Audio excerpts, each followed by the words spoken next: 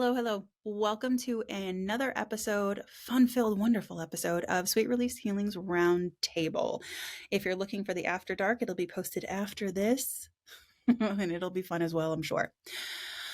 Today we have Kaylee, Carlene, and Jenny with Sharon and Morgan, our wonderful, amazing producers who I'm sure will be reminding us to stay focused on chat and giving us wonderful feedback behind the scenes, unless they want to unmute and have something to say or magically turn on their cameras, which they are welcome to do at any time.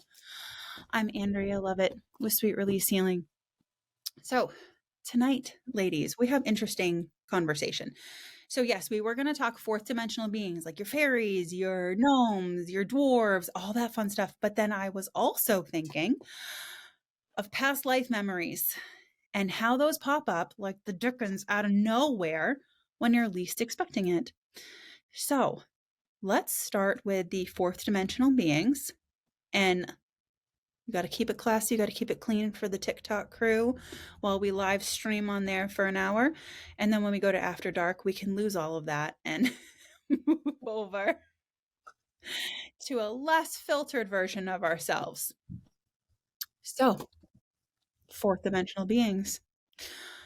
I tend to call these children of Gaia. I say it like that. I always see them as born from Gaia herself, not necessarily born from Creator. Thoughts? Yeah, I feel that they are a bit nature spirits. Like they all can be tied back to some form of nature or the other. You think of brownies and their little and your garden gnomes, and they all have that earth element to them, different forms, but they all have that earth aspect. Sorry. Yeah. Somebody tried to walk up and I didn't know what was going on. Okay. No. Wait, you got distracted? No. This is why the official seal of Sweet Release Healing is going to be a squirrel. Like while we're on the Earth connection, squirrel. Yeah. Welcome to my world. When I look at it, I feel exactly the same way because they're like Earth caretakers, but not, yes, Earth in third dimension, but Earth in fourth dimension too. Yeah. Which was a weird freaking visual for me when I was like, hey, can Spirit help me out and help me understand like what this actually is? And the visual I got was like being in a forest, and it was just regular old forest. You know what I mean? Like it's got dark spots and it smells a little wet and mildewy-ish. You know what I mean? It has that musty-ish smell to it. And it was almost like just earth, like, but a little danker. And then all of a sudden it was like a flip. And I heard and felt like fourth dimension. And I was like, what the shit is this? And they were like, fourth dimension earth. And I was like, that's the thing. And they were like, well, it exists in many dimensions. Again, you guys don't understand. You guys are nodding at me. And some of you are looking at me like, well, duh. I don't know shit until I ask. I stay really open. And it's less like on the other side of the veil, and it's more on the other side of the mirror or the frosted glass. Yeah, like a coin. Yeah. So like we interact with them, but in a very it's kind of like holding hands with an otter through the plexiglass. We can sort of see them. We can definitely feel them. Sometimes we can hear them. We get a little like pet of their murder paws, but we don't really look. They will eat your face off. Okay, they're not as cute as they look. Don't go pet otters. They will eat you alive. I will stay away from them. Little anyway. So same. So actually, that's really kind of funny because to me, the fae is equivalent of the otter. Oh, look, it's so cute, as it just tears you to ribbons. So it's got that that fuck around and find out energy because we don't have the complete understanding of what this next space and dimension looks like. So what we may feel is malicious, which absolutely very well could be, right? Everybody's got a curious streak. All of your animals, I mean, crows can be little assholes too, right? So for me, it's that level of trickery, but because we don't have the full understanding of it on our side, you end up with these blown up folklores and these gigantic mythologies, which are beautiful and romantic, and I love them. Bring them to me. I want them all. So I kind of got I asked this question of Spirit, and we went down the rabbit hole of explanation.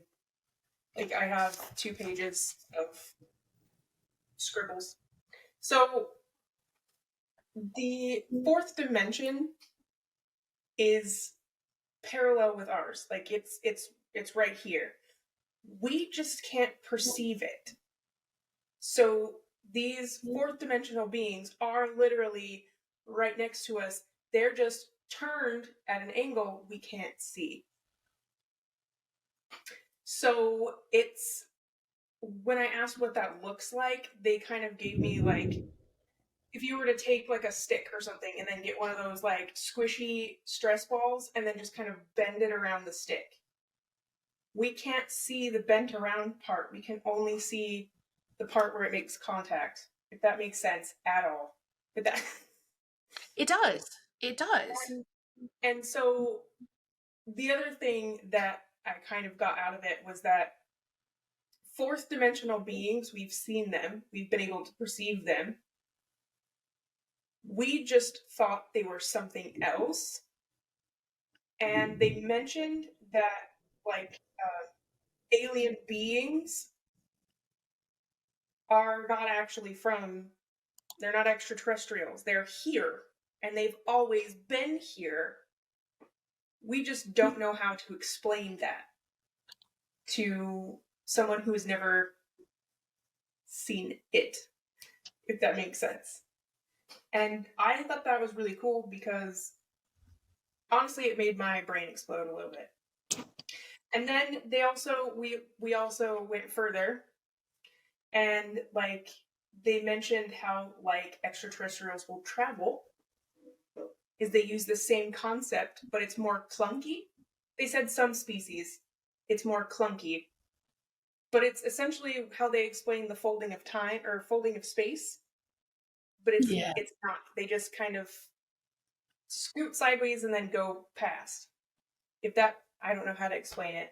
It made sense in my brain when they were telling me this, but like, I don't know. Okay, I'm done.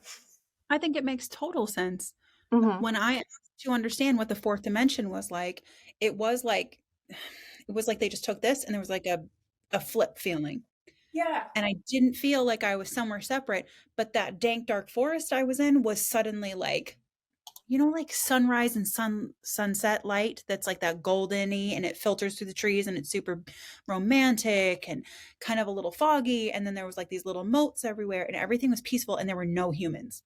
I got the feeling of things walking, but everything was peaceful. Everything was in balance and in harmony. And they were telling me, like what you were saying, Kaylee, about not being able to perceive. That's why we never feel alone in the forest and we feel like we're being watched. Yeah. Because Mm-hmm. we fucking are. Yeah. Because I asked about that one too. I was like, same. I was like, well, what is that then? Like, the fuck is happening? And they showed me like the impression of this fairy that looked like it could make sharp teeth if it wanted to, but it looked very much like tree bark and like it was peering around the tree that it was taking care of and looking at me like, don't you fucking litter. Don't you fucking litter. Don't you litter here. Make sure you walk lightly through this forest. And I sincerely was like, bro, you got no worries from me. Like, So you kind of have to wonder. I understand that we live in the same plane as current nature here, but it's almost like the perspective of us versus a snake, or us versus what we perceive as a less intellectual animal. And so there, think about how very rarely we interact. There's traces of humanity all around, but for the animal, for things like snakes, which don't really interact a whole bunch, they only see bits and pieces and very rarely see a human itself. So I've always wondered if that's kind of close or just completely off base.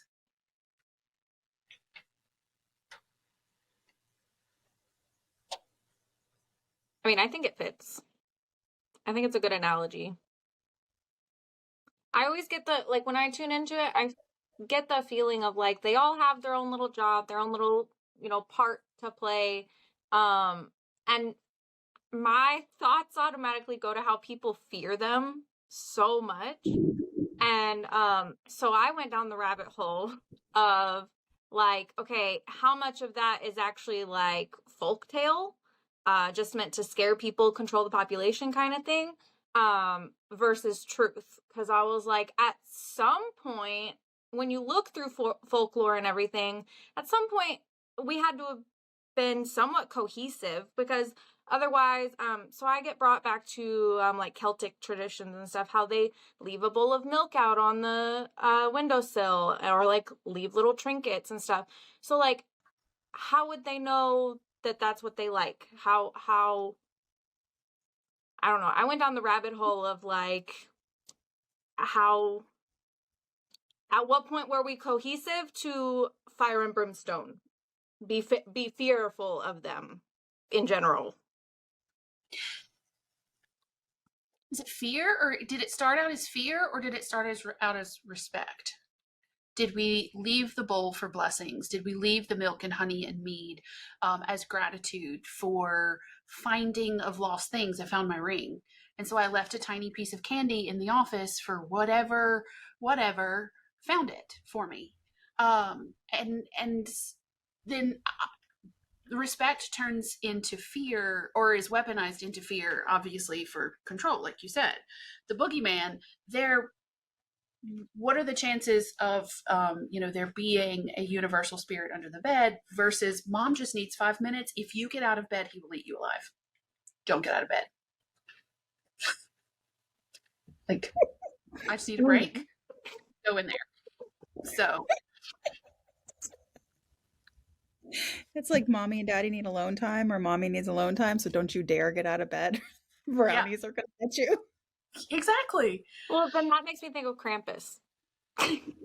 Oh, Which I didn't know was a thing until that silly horror movie came out, and then I started looking it up, and it is the consequence of naughty behavior.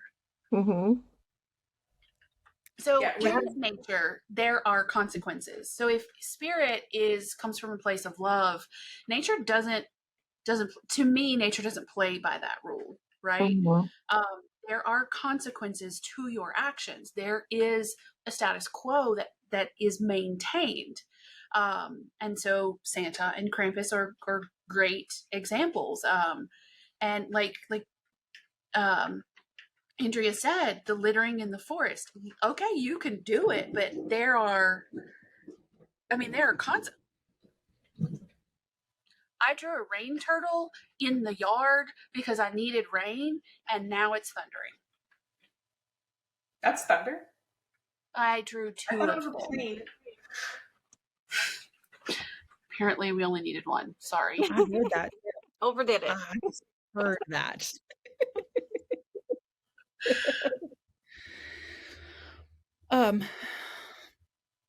So the chat is going freaking crazy right now. Is anybody seeing this? Mm-hmm. So Morgan's talking about, I hate how this chat Morgan's talking about how her parents just tied a string to scare her into staying home from her door to the other door. Like, what the shit is that?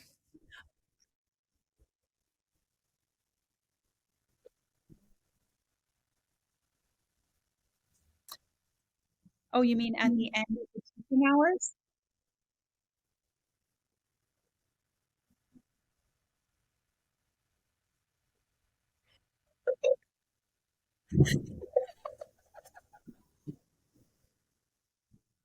That is traumatizing.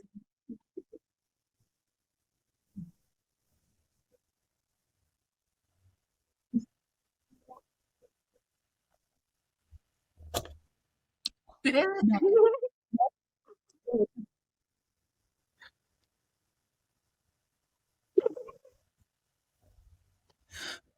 So for the recording, what Morgan said was they would tie the doors, but her door opened inward, and so they tie a string from this doorknob to that doorknob, so she couldn't open the door, so she couldn't come wander around downstairs after bedtime. And Sharon said, "Honey, that's not normal." And Morgan's response was, "So scaring children into the bed, telling them that they're going to be eaten alive, is normal." And so what's funny is Andrea said this last week sometime. Just because it's common doesn't mean it's normal. Mm-hmm. Yeah, we're gonna flip that script and we're gonna change the definition of normal. Like normal is people all have gifts. Abnormal is the active avoidance of gifts. That's like saying I can't check to see if this water's hot because I refuse to acknowledge my sense of touch. It's fucking weird. But anyhow, back to what we were talking about before we sidetracked again. See, y'all blame me for squirrels. But look, the squirrels are contagious, running amok, and clearly having a party. We're having fun with the squirrels. Okay, but this kind of, so my next question wants to be, it following up on both Kaylee and Carlene, and it jumps into the other topic is, do we have experience with these in past lives? I think so. Yes, Yeah. I do, for sure. It's the understanding of you need to respect where you live because you are part of something bigger than you know. And I love what I think it was Kaylee who was saying, they're here, they've always been here, but we just can't perceive them because this is what goes back to this experiment I once saw of kittens. They had kittens in a room where I want to say that they only had vertical lines. They did not have horizontal lines. And when they took the kittens out of the room, they could not perceive the horizontal lines because their eyes grew up trained to only see vertical lines. And I'm paraphrasing this study, but I thought it was, first of all, cruel, but secondly, fascinating. Our eyes perceive a ton more than our brains allow us to be aware of and recognize. So that's why when we're in the forest, we don't feel alone. We can sometimes feel very connected. We feel like at home there, very safe. Sometimes we feel fearful, and it can be the same place just at different times. And we, like we were saying, scientists will put it down to, and not all scientists, not all scientists will put it down to, well, there's an animal in the vicinity, and somehow you picked up on that in one way, shape, or form in, your different senses. You smelled it or whatever it is. They never say anything about energy and being able to pick up on actual energy of a space that you're in. There's been times where I've walked into a forest and felt welcomed, walk in the same forest and felt warned.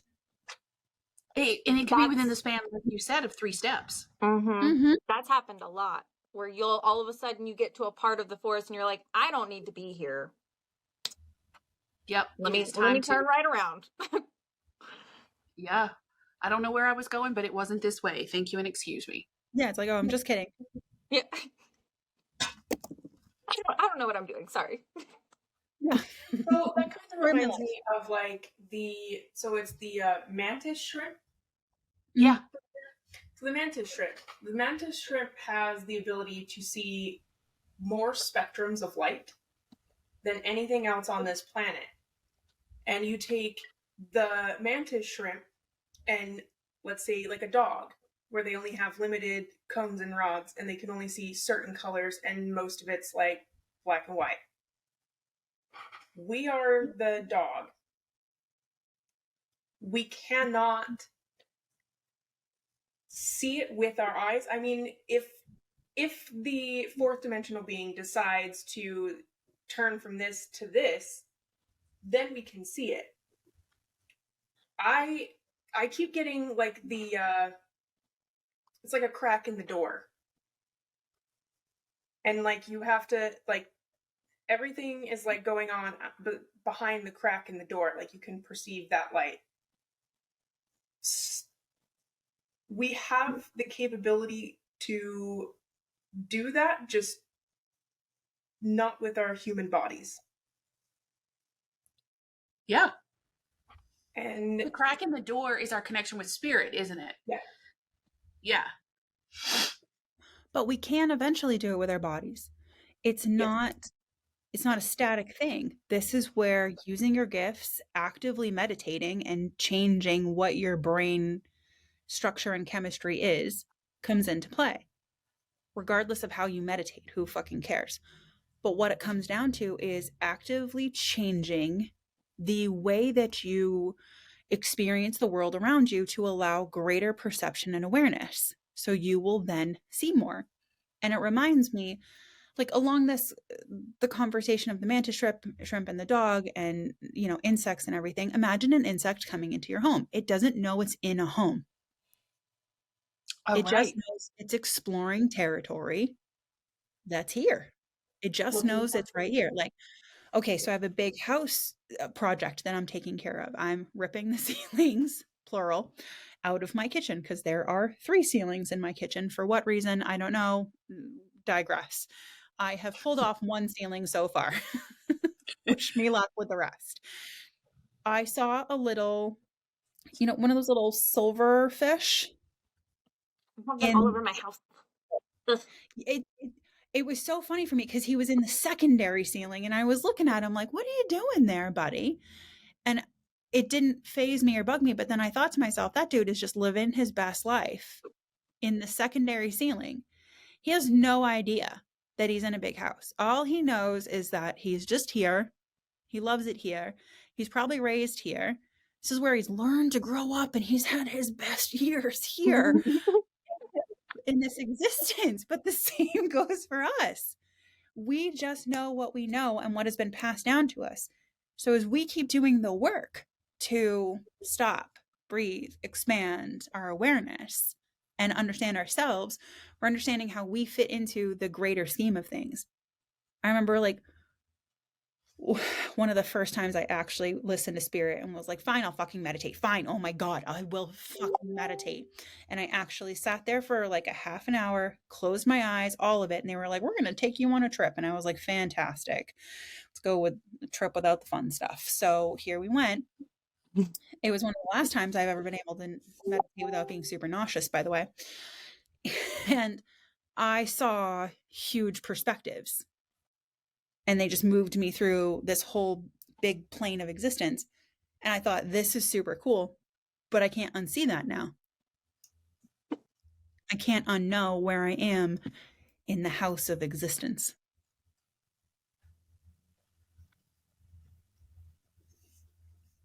And that feels like a blessing, like a gift. And I'm sure that the other side of that is very much can be not so much, but to be gifted with that sight is incredible. And it does, and it takes getting our head out of our tiny little circle. So things like putting your phone down and getting sunshine in your eyeballs in the morning and taking space to be calm, quiet with no stimuli. Like my 16-year-old nephew can't take a shower without his phone on. He can't hear it, but Lord knows we all can. Creating that space to reacclimate to the world around us. I'm guilty of not doing it. That's pretty cool, Andrea. That's pretty awesome. I agree. I was super thankful for the experience. It did a whole lot of things for me, including getting me out of my current perspective, allowing me to see more. And honestly, truly, it made me let go of like those last bits of human resistance of helping others, actually stepping into spirituality and not doing like the 1 foot in, 1 foot out bullshit, which I did for a very long time, like my entire 20s. I was like 1 foot in, 1 foot out. Like, meh, I don't want to do that, but I do want to do that, but it's not going anywhere and I don't want to do that. And I said I don't want to do that. And they were like, fuck you, I don't care. They did it anyhow. They were like, no, you don't have the luxury of not doing this. So it got quieter for me, but it never stopped. And then they were like, sit your butt down and meditate. And I was like, oh, this is what you were trying to tell me. I'm sorry. Now I So, see it. what are your thoughts on fourth dimensional DNA? Oh, it's Human so fourth fucking dimensional. cool. Oh, okay. I So love this like, for yeah, I so love like I'm pissed that I'm not a mermaid because there are spaces in which I feel absolutely at home. Mhm. Not all of them. And so there's, part of my belief system is there is no doubt that there is part Fae DNA running around here, part fourth dimensional being in here somewhere. Yeah. I know for Yeah. sure. For me, there is. Well, that depends on which species of mermaid you are too. Are you are you from the creative species that's created from human and fish consciousness put together by the Atlanteans? Or are you other world, other dimension? Look at, if you guys could see Sharon's face on the recording right now, it would be freaking beautiful. Looks a little like this. She's doing a lot of blinking and a lot of "excuse me, ma'am," like, why did you bury the lead on this? And I'm thinking, I have videos on this on TikTok. I haven't talked about it in a while because nobody's asked me to, and I get confused on things. Look at her. I wish everybody who was listening to this and seeing the recording could see how her hands are going like this at me right now, but I digress. Squirrel.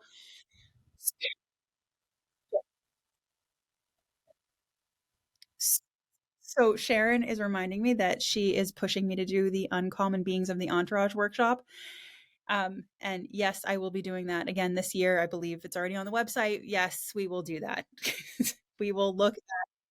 Yes, ma'am. And again, after that, we will look at we will look at the different beings. But Jenny, that comes down to which DNA you share with them, because I've seen 3 different types over the years. And every once in a while, someone comes in and goes through a past life reading, and I'll see them there. And I have this one client who comes back again and again and again, and her species is really fucking cool. Like, they showed the active pathway that their DNA took to go from land dweller to water dweller. And because she had all these questions, and I was like, well, let's just fucking ask one question at a time. Let's do it. So depending on where your DNA is from is what it's going to look like and sparkle to me, especially in the fourth dimension. I love, first of all, I love looking at DNA. Human DNA is fucking beautiful. It's so cool. It's got this like lattice work of like this deep silvery blue color for me every time. It's industrial looking, and it's so cool to see the DNA double helix. And then packed inside of that is blue and silver sparkly shinies. I'm like bouncing right now. Blue and silver sparkly shinies in like what looks like a matrix. And some of it's moving more like it's in plasma, and some of it's going really, really fast, like it's zipping and zipping. And you can constantly see that some things like go brighter and some go out, and they just move and shift and change in the static lattice work of the human DNA double helix. Whereas like the human DNA is like steady, it's the framework, it's the lattice work, it holds it strong, and then everything zips inside of it and then moves slow, and there's all this movement and beautifulness. It's just packed with information. You can see it's like a computer information highway, like it's like your favorite sci-fi movie about about how inside of a computer works, whatever. And yes, I was thinking Tron, and then I was like, well, my nerd is going to show really deeply, because like, sidebar, did I get in a conversation last night for like hours about the Marvel Spider-Man verse? Yes, I did. Did I enjoy it and laugh a whole lot? Fuck yes, I did. It was so great. Love hanging out with other nerds. So anyhow, one of the things that I love about fourth dimensional DNA is the lack of that framework as a containment unit. It's there and it's acknowledged, but it starts to flow outside of it too. And when you do your DNA test, there's, some people have 4 and 5% of unknown DNA. And they recently, there was an article within the last 12 months that said they finally figured out how to decode the last 4% of human DNA. Ooh. Yeah, like I want to know, will they tell us? Probably not. That may be my tinfoil hat, but I mean, I don't know how you could come out and go, well, we decoded it, except Not me. gonna tell you. Yeah, Sorry. I mean, if I tell you, everybody's brain will explode. Today, not so much, but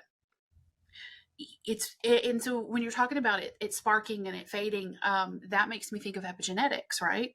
The Mhm. food that we eat, the stimuli we receive, the meditation we do will flip those gene expressions on and off. So it plays, it's both sides of the same coin. I saw something recently that said duality, at the end of the day, is just a singular experience. Mhm. Agreed. I don't agree or believe in the concept of duality as two separate existences. It's the intermingling of two different things that we would perceive as opposites, but are actually flowing in harmony together.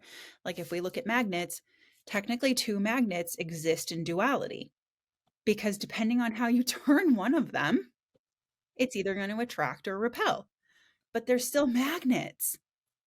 You can Yeah. turn this one or you can turn this one, and something interesting and new happens, which the Arcturians are going to love that part of the conversation, by the way. All the Arcturians are going to be like, magnets, yes, right up. They love it.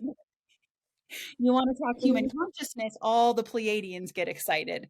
You want to talk about meditation, what compassion does, and control of regulatory emotions, and all the reptilians are going to get wicked excited. Everybody's going to perk up and have like the confirmation chills at different parts in these conversation. But did you know that, so like I want to say it was like 10 years ago now, because time does not pass right for me. So I could be like, oh, it was last month, but really I know it was years ago.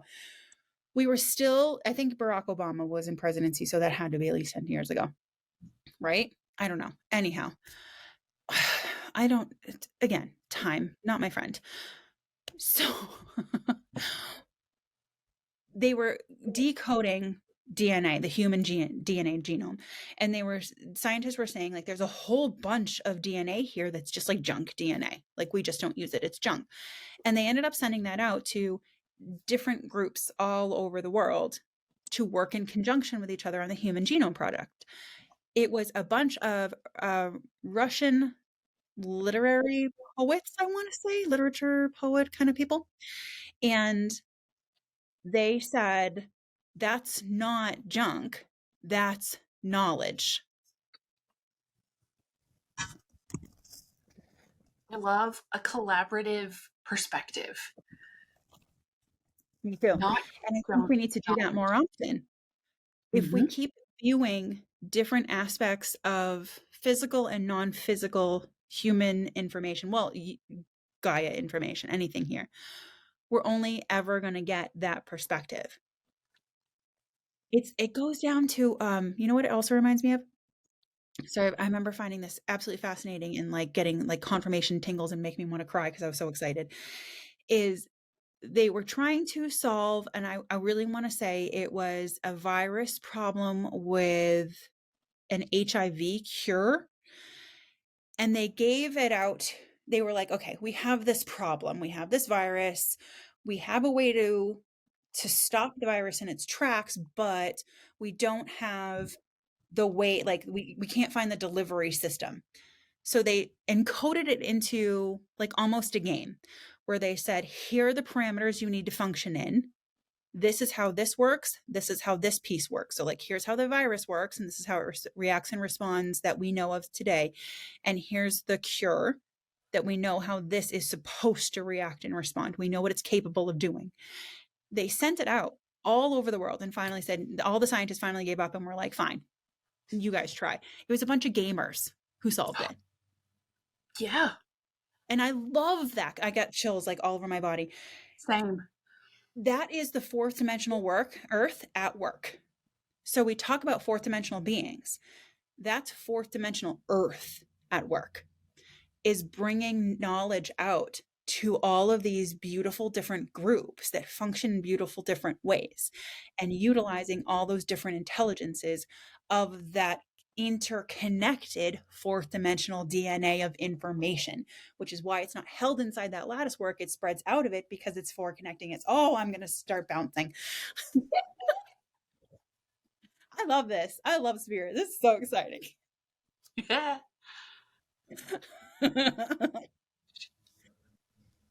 Dude, I freaking love that. me too. I'm totally here for humanity working together like that. It doesn't make any sense to gatekeep or pigeonhole or try to hold back information.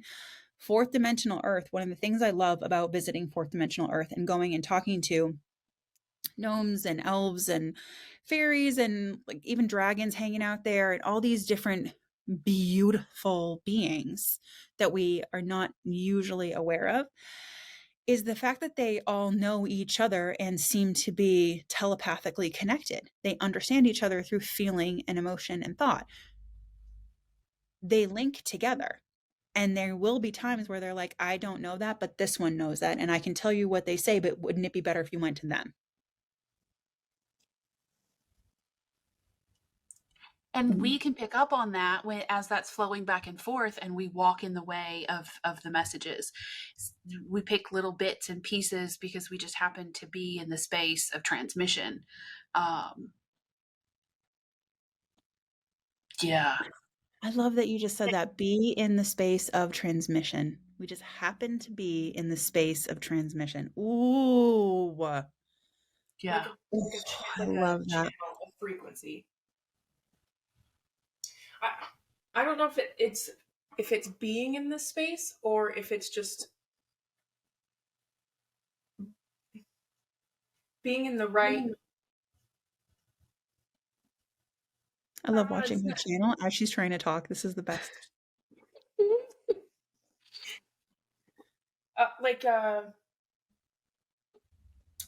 The right headspace for that frequency to flow in. Yeah. You just there's I get like lines, like would be like lines, and like you're walking through and your head is already geared to hear that, and it just takes you walking through that line to get. I don't know if that makes sense. That would explain like people that aren't like as in touch with spirit will go and like fuck up the forest and not blink an eye at it. Whereas like those of us that are spiritually inclined, in touch with spirit, like we know better. Like we automatically just sense that like this needs to be respected. Mm-hmm. And that's the thing. I like saying why, obviously. We know that why is my favorite question. So when I hear that, this space needs to be respected.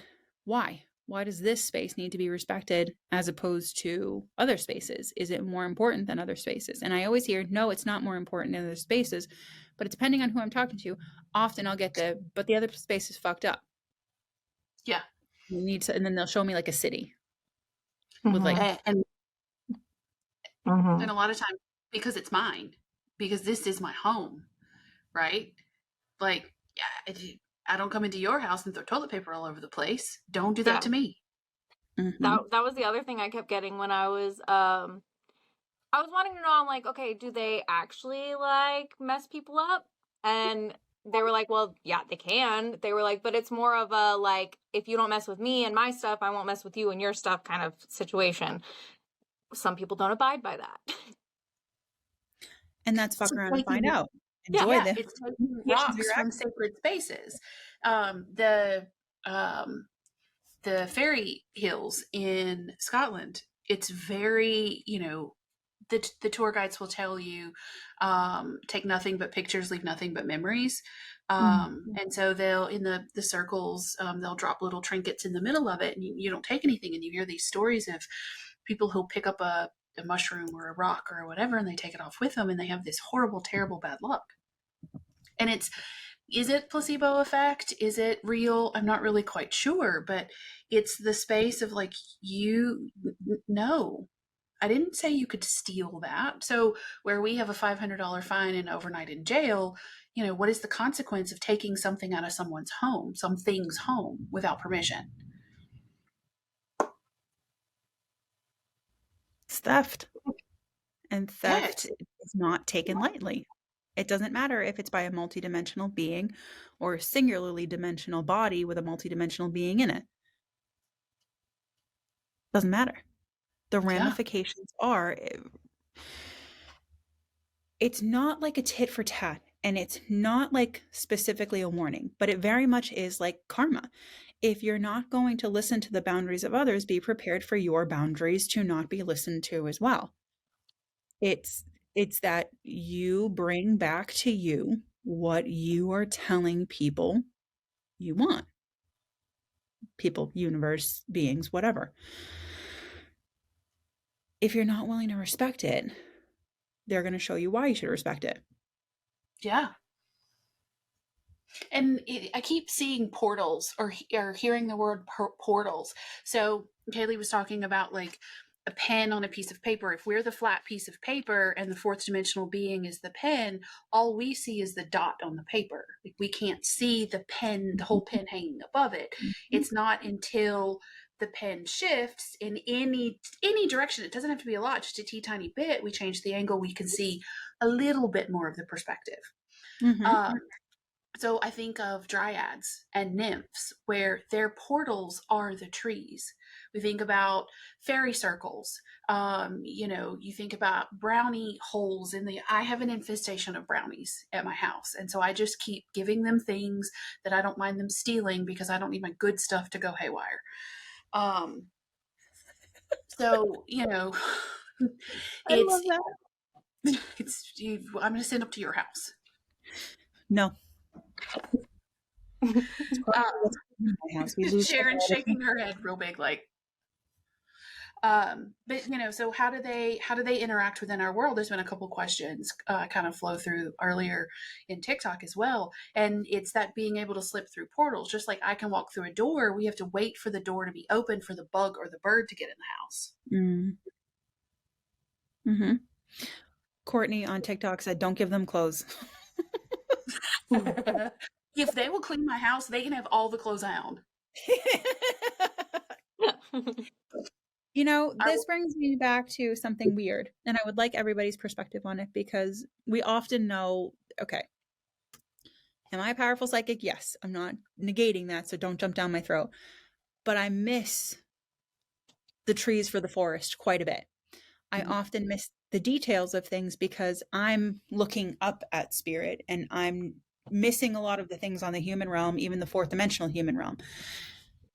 Part of me is like, is this what shit keeps going missing in my house all the time? And then I got a giggle as you were saying that about things going missing. I was like, fuck, I didn't even look to think that because my perspective is going straight to spirit, straight to off-worlders and my guys and being like, where are the scissors? And they're like left side drawer. I'm like, cool, I definitely put them in the right drawer. So that's fun that they got here. And I think, well, I live in a house where kids seem to just multiply and just keep moving in. So I'm like, I always put it down to the kids. And now I'm hearing giggles again. I'm hearing more and more giggles. And now I'm thinking to myself, how many times have I said to the kids, I need you guys to put things back where you got them from. And I'm frustrated because I'm a Libra, so I like organization quite a bit. If the scissors go in the junk drawer, then they go in the fucking junk drawer. I don't care that there's 5 million pens in there. The scissors go with the goddamn pens in the junk drawer. And yeah, I'm hearing more giggles now. It doesn't occur to me to think that there's any other being in the house that needs appeasing. And I just got the impression because you didn't ask. Like, damn it. That's so me in my house, though.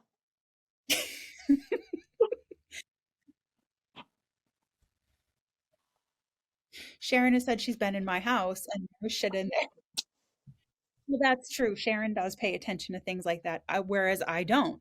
I'm always floaty. Yeah. I always Yeah. get onto the And kids so for they're leaving the little lights things. on, and they don't. Always. But then I look back and that's happened to me my entire life, though. Just unexplained. I'm 100% sure that light was off. And I come back later and the light's on. And I'm like, all right. Yeah, then we get mad and we're like, the fuck, shut off the fucking lights. Electricity's not cheap. Yeah. And I have to live in capitalism. They don't take goodwill. I saw something in the very beginning. This was probably late 2020. That if you want to find out what nature spirits you have around the house, you put out a small bell, a small jewel, little sparkly something, a sweet something, not chocolate, and there was a fourth item. I don't remember what the fourth item was, Oh but my the God, I need Fae this. yeah, the Fae need bells. The Fae want bells. The brownies like the jewelry. I have it written down. I'll have to make a TikTok about it. Please. You leave it out and you see what goes missing first. If they all go missing, then it was the brownie. But you see which ones go missing, and it gives you some insight into, what nature spirits you have in and around your house. I'm going to have to do that. I'll find it. I have it written down in my book. Especially when I move, because I want to set a precedent of like, I'm respecting you, you respect me, okay? Please. Carlene's going to be 20 minutes away from me in August, and it is this area is just not. It's not ready. It's exciting. I know. Okay, so I have a question, though. So, did like the Fae and all of that exist before, or they just appeared to humans? Like, essentially, are they like a collective brain creature that humanity came up with and then manifested into a physical reality? Or were I they was thinking the here, same. just appeared to humans, and then I'm like, dude, guess what I saw? And then it got out of hand because this person told this person, and then this person told this person, and then it spread throughout cultures, because you kind of have all of these. You have like stories of Fae, just not necessarily the same thing or description. They vary between cultures, but there were separations of cultures. So at some point, either they all experienced it at once, or they experienced that creature. I think If it's that makes both. sense. Yes, both. Joseph Campbell speaks to mythology in that sense, that did information spread from Egypt to, from the Egyptian culture to the Aztec culture, or did humanity separated evolve in enlightenment around the same time frame? So yes, and yes, because if they're nature spirits, the nature in Norway is completely different than the nature in Ireland, which is completely different than the nature in South Louisiana. And also, Slender Man wasn't part of the lexicon until it was, and enough mental energy has gone into it as a being that it's been given life. Mm-hmm. 100%. Yeah, In like saying a that, physical form. yeah, in saying that, it only takes 1% of 1% of the population to share a belief system for that belief system to start manifesting into reality, to become a reality. A lot of people say that about everything that we experience, including the current global crisis. That so many people believe that, like, let's just say global warming. Global warming is an absolute reality, but let's just say it this way. So many people say that global warming is a big catastrophic event, that Gaia herself has to bend to the will of humanity and make it a big catastrophic event. Whereas realistically, she knows how to clean and clear herself. She can do this on her own if we would get out of her way. That doesn't mean that humanity needs to croak, just that humanity needs to start holding her in a higher light and believe more and better of her. Yeah. And then make adjustments and changes in that awareness. It's a weird and slippery slope. How many things are we bringing into fruition and creation on this plane of existence that does or does not exist in other planes? Like in the case of Slenderman, maybe Slenderman is a fifth dimensional being. He's just bored, and humanity was like, "Bro, why don't you come hang out and party with us?" And now here we go, bunch of Or people. he goes, watch this, gives a writer an idea, and now what we did is we gave him enough energy to pull him from his dimension through a portal into ours. Yeah, That's like some science fiction bullshit. The Boogeyman and Slenderman were having a beer, and the Boogeyman was like, "You're not even going to believe what I did to that race of people." And Slenderman was like, "Hold my beer, watch this." Yeah. I could see that being the scenario too. So, do we have a better perspective of them in our sleep, in dreams? So, if we travel dimensions, are we able to travel through levels as well? Like, do we have a? Can we peek through the crack in the door better? Mm. Well, our brainy brain isn't in the way when we're sleeping. Yeah. So, yeah. Shut up. And then we're able to tune into whatever frequency we want. I'm going to say frequency, energy, but we're able to tune into whatever we want at that point because we are not limited by the logic side of the human brain. We're able to hear more. It's like we take the cotton balls out of our ears, but with our brain.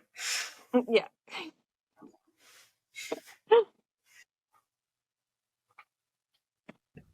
So then I want to know how many were like that humans caught a glimpse of, right?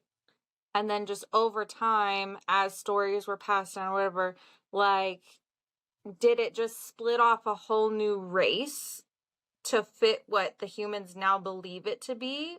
And the other one still kind of is doing its thing? Or did it just completely evolve? I have the same question, but like with protections. So like who the fuck decided that milk and honey was for a certain species and like that would keep them at bay? Did we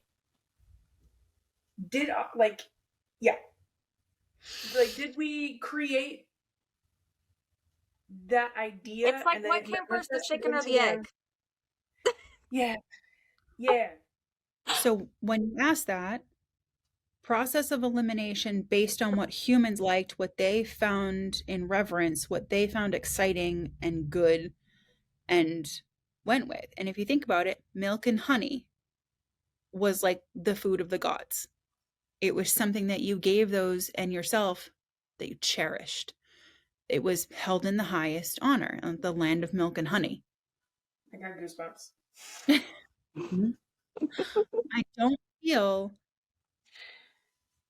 I heard everything is in existence all the time.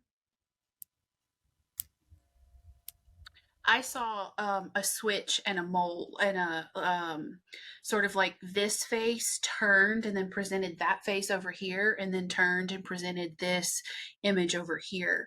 So what I would see is going to be different than what Kaylee sees based on her experience and perception. Mm-hmm. Just like the rock troll in Norway is different than the little folk in Philadelphia. Okay. Yeah. Still there, just like those all over the planet, or those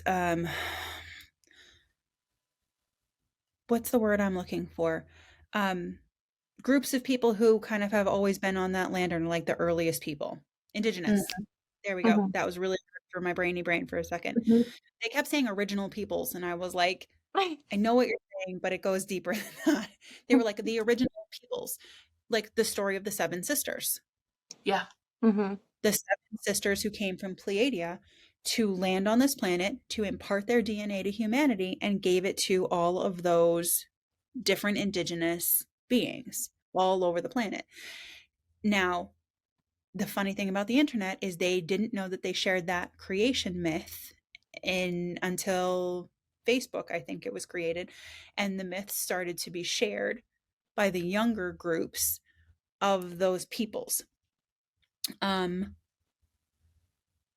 Every one of them saw it a little different, but it still existed. Just like we have fairies and leprechauns in Ireland, and then we have I'm losing my words like crazy today. Great time for me to lose my words is during a podcast. Awesome.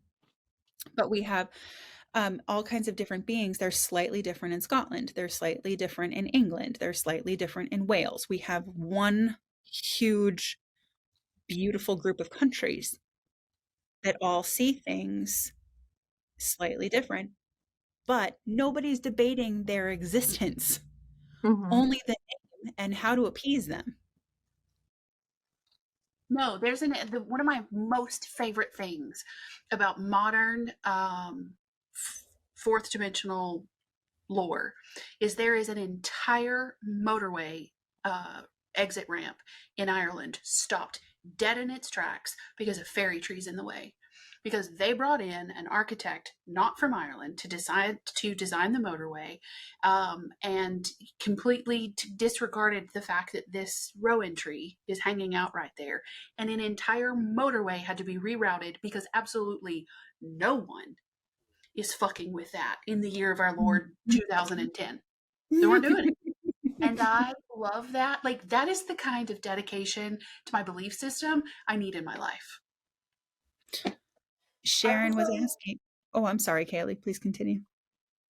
so I was also going to add to that. So how like different groups of people will have a different experience of the same creature. Unicorns. Mm-hmm. Unicorns are like we've got record of them depicting a one-horned creature clear back to Mesopotamia. That's 26,000 BCE. That's and we have like it's different names like Kairin in China and Korea. They have one. The Karkadin of the like Afghanistan area, and then we have like the unicorn of the medieval times. However, their perception of these, like the Karkadin of the Afghanistan area, was aggressive and awful. Not graceful, not cute. And like in the European version of it, they even have I couldn't find any more on it, so I didn't get the full picture, but the Native Americans, the indigenous, had a form of the unicorn too. And I could not find any more information on it, so if anybody knows, please let me know because I love unicorn stuff. But yeah, it's the different perspectives. And when I asked what a unicorn was, they told me it is pure light. No, that's I wanted to ask more, but I had to leave. Really work. Time Anyway, is such so bullshit. it is. It really is. But yeah, the different perspectives and different manifestations of these. I was just thinking, anyways, okay. So, I mean, that just goes to show that because that is the understood perspective from as much written history as we have of unicorn. So it's really interesting that is the consistent message throughout time and space. Which goes to show that humanity can be tuned in when we want to be. We can pick up the message when we want to be. And that consistency validates the pure light. So if that's the case, then if we apply an if then, if that is the case with a unicorn, then wouldn't it be the case with all the other ones? Is that enough proof to apply that blanket statement across the board? Mm-hmm. Yeah. I completely and utterly agree. It goes back to something I saw not long ago that I was like, oh, now that's the stuff. Some people call it vibes, some call it prayers, some call it thoughts, some call it energy, some call it just sending light. They're not debating that it exists. They're debating the name and how it works. This is why Yeah. spirit doesn't use names. Yeah, exactly. This is why spirit doesn't use names. For the amount of people out there who are like, what are my spirit guides' names? Tom, Dick, and Harry. Who fucking cares? They're known by light, by the sound that their light makes, by the frequency made. If you need a name, cool. It's going to help you feel better. Pick one. Go with it. Absolutely. Cat demon dude cares. Demon cat dude. It's demon Yeah. cat dude. Demon cat dude. Demon cat So dude. Sharon asked, have you noticed how it's the US that denies the existence of these beings? Mhm. And to me, that absolutely makes sense. If you think about this is not a popular opinion, the religious radicalism and the political radicalism, if you take it into perspective in a global situation, if you take the radicalism of the founding peoples into account, absolutely, there's no room for the fairy tales. There's no room for individual alone thinking. Mm-hmm. Correct. There's no room for you to have access to your intuition. There's no room for you to listen to spirit and do the higher things because everything is based on rules, government, control the population because Yeah. they felt like they had a population that they needed to control for whatever reason. Which brings me to a point I keep coming up to in the shower for 2 days now. 3 showers, 2 days. No, 2 showers, 1 bath. That sounds like a bad video. 2 showers, 1 bath. That sounds bad. Sorry, it's not dirty, I promise. It's actually meant to clean me, surprisingly. On the nose. Aha, it's clean. You see what I did there? Dad jokes for the win. So, I've been hearing this a lot lately because I keep asking spirit, I'm like, we have people who are polluting the environment at an insane level. We have 10 people who are the top contributors, and it's only these 10 companies. What the fuck is going on with this? Like, don't they realize? And what I keep hearing, oh, they're reminding me they did bring this while I was driving too. That's valid. They don't care. It doesn't stop them because they know what they're doing. They know they're harming people. They don't care because they're devoid of spirit. They know they're harming the environment. They don't care because they have internally shut this off on purpose. They were once connected to the earth. They don't care. So what do they care about? It's not necessarily money. It's what the money brings. Luxury. That they can buy islands if they want to. They can buy people if they want to. That nothing in this life is barred from them because Money's power. but they also know that the way that they are going is they're not here for the long haul. No, they're here for a good time, not a long time. Exactly. They don't care. They don't even care about their grandkids being affected by this and their children being affected by it. Some of them No. feel like they've taken proper precautions to give their children and their children's children what they need, but they don't care. No, and they're buying up family farmlands, not doing a damn thing with them, and for the tax credits, for the carbon credits, so they can continue doing what they want to do, gaslighting the rest of the globe and shifting the responsibility of my stupid yogurt cup is going to be the thing that saves the world. Mm-hmm. Exactly. Yet they keep pumping pollutions and over farming and over scraping our land. They don't fucking care. They are devoid of that spiritual connection. And I'm telling you, people like us are their worst nightmare. Yep. We are a threat to them. So it makes sense that if we, the free thinkers who stop, are connected, give precedence and care to the earth and people around us and ourselves, stop and actually listen to spirit, take spiritual advice, and move freely through the world with it, just spreading light, making that, light is contagious, making the world better simply by being who we are and encouraging other people to do the same thing through our example, through our just life lived teachings. Yeah, be They a want birch tree. exactly. They want us squashed because that goes against their plans of no, no, no, no, no. You need to have the new phone. No, no, no. You need to have 80 bottles of water in your house. No, no, no. You absolutely need to have the new house. You need to go into the mortgage market. You need. You need new clothes. And I'm just as guilty of that one because I just freaking love new clothes. It's terrible.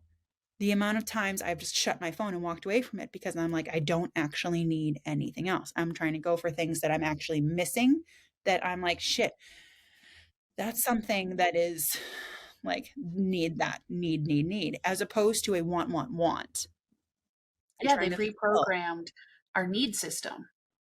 Mm-hmm. As Kaylee just put in the chat, as a whole, we're a pretty gullible people. This is how we were first enslaved by those big red golden aliens. This is how it first happened with the red-haired giants. We saw them and we said, ooh, sparkly, shiny, you're bigger than us and you seem better than us and you seem to have all the answers, must bow down. Humans are always looking for something better than ourselves. And they want to What? defer power. If they don't have to make the choice in the decision and they can defer power and feel like the consequences of giving that power away are less than the benefit of giving it away, then they are completely fine sitting back and letting somebody else take control. Mm-hmm. Do you know how many people come into a gift focus session with me and their fear is not that they can't connect to spirit, it's that they can, and how is them harnessing their power going to change their lives? Oh, yeah, I can believe that. Huge fear from a lot of people. And they're always like, but I don't know what this is going to do. I don't know how this is going to change things. I'm going to lose people from this. I'm going to lose my way of life. I'm going to change. And they're terrified of owning their own power. And I'm sitting here thinking to myself, but the view is fucking amazing up here. On this cliffside that I stand on, where I walked that bitch by myself. Like every single step was burning my knees and my glutes are on fire and my thighs are cramping. But the view from up here, standing on the pedestal of my personal power, is amazing. It's Yep. back to the stuff about changes and fear of the unknown, where like everything they've already been through and constantly deal with, that's known. Whereas if they harness that power, if they start doing these changes and stuff, then what? I'm a victim of that just recently. So, I mean, it's Yeah. terrifying, but on the other side of it, you get to turn around and be like, wow, I did that. Mm-hmm. Like Sharon just said, the view is amazing, but look at what sacrifice was required to get there. And it's true. When you look back, there's some carnage back there on the path Mm-hmm. that took us. But it's worth every relationship I've ever lost. It's worth every argument I've ever said I'm not going to be part of this anymore and I'm not going to do this anymore. It has been worth all of that to see where I am now and the people I'm surrounded by now. I'm Absolutely. surrounded the people I am surrounded by now, not just here with you guys and on TikTok and on Sweet Release Healing and on Discord and YouTube and all the fun places that Sweet Release Healing is. It's my community. It's people who see me day in and day out.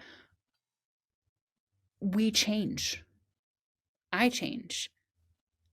And it all shifts so magnificently. I have some of the best friends I've ever had in my entire life now at the age of 41 because somebody else spoke my, ooh, that sparkly shiny language, and she walks through the forest barefoot and I'm sitting here going, that is fucking awesome. She's, a, she's like the boho wanderer, and I freaking love her. But I never would have been friends with her if I didn't walk that climb. Yep.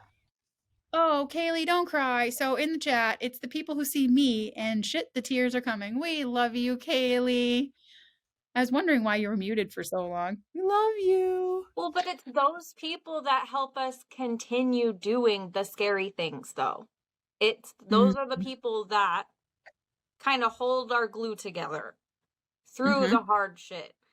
I've got 2 best friends right now, and they're the ones that have held me together. That's awesome. It is. Yeah, it makes the valleys on your way to the peak of the mountain not so scary, not so bad. Because if they can't be in it with you, you know that they're waiting for you up there. So we just gotta. Yeah. For Kaylee. me, I've always been the odd duck. Like, everybody looks at me like I am wackadoo, right? When I try and talk about the things that I want to talk about, and I'm finally in a place where I am understood, and nobody looks at me like that, and in fact takes those ideas and they're like, wow, how does your fucking brain do that? So I found the community to be a lot more helpful. Excuse me. Than just learning.